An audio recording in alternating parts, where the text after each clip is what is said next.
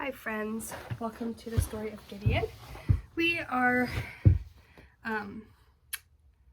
skipping over Joshua for now because I grabbed the wrong story. So we are doing the story of Gideon and then we'll do Joshua and Rahab next week. But this is what the story looks like. There are a little sheep thing, a bunch of people, as you can see. Gideon, a river, a little basket of little torch thing, and food, and a trumpet.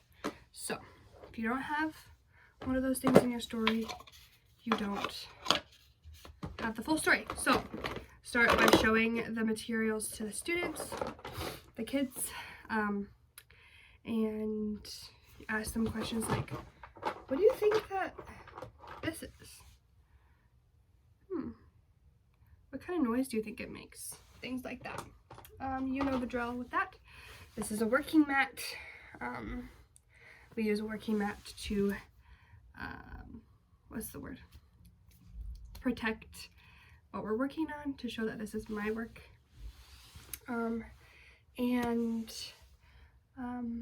Obviously sing the welcome song, you know that. So, when you're ready, I'll begin.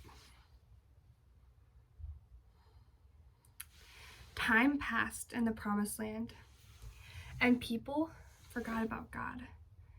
They forgot about his commandments, they forgot about his promises, so God turned them over to their Canaanite enemies, who destroyed their food and stole their cattle and forced the people into battle.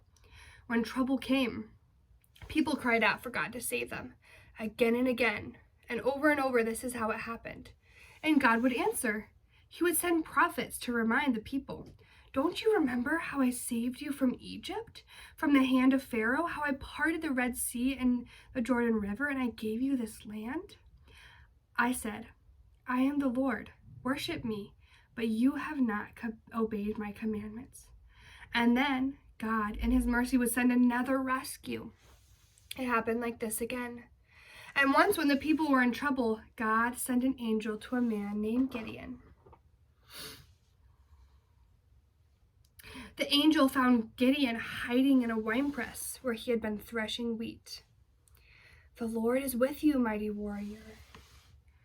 Gideon heard the voice. Are you talking to me? How can you say that the Lord is with us? Don't you see what is happening? But the angel said, I am sending you, Gideon, to save your people. Go in the strength you have. What strength? My clan is the weakest, and I am the least of the least in my family. That night, God said to Gideon, I want you to destroy your father's altar, the one that he built for the false god, Baal. In his place, you'll build an altar for me. So Gideon obeyed, doing all God had said in the dark of the night. Then Gideon said to God, if it's true you're going to use me to save your people, give me a sign. I will lay this fleece on the floor of the threshing floor. In the morning, if this fleece is wet and the ground is dry, you will save my people. And this is just how it happened. Gideon said, please do not be angry. Let me test you one more time. Let the ground be wet and the fleece be dry. Once again, it happened. And Gideon knew that God would save his people just as he had said. So Gideon summoned an army to fight.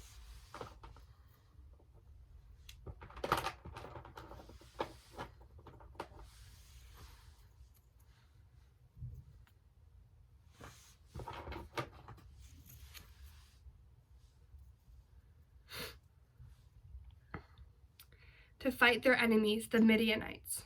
And God said, there are too many men in their army. It is I who save them, not in their own strength. So God told Gideon to say to his army, all who are afraid, go home. And 22,000 walked away, leaving 10,000 men. And God said, "This is still too many." So he gave Gideon another test. "Take your men to a river for them to drink water, and sort them like this. Those who lap like dogs, you can keep for your army. Those who those who kneel down, you will send back home." This left 300 men in Gideon's army. And God said, "This is good. Now everyone will know it is God who wins the battle." So that night, God sent Gideon to a camp of Midianites where he had heard two men discussing a dream. "Well, I had a dream of a barley bread rolling into our camp and toppled into our tent. It's a sign. God is giving us our army into Gideon's hand." Then Gideon knew it was true. Surely God would win the battle.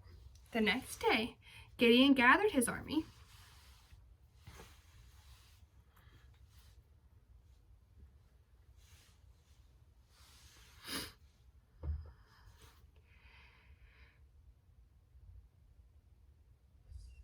and each man he gave a trumpet.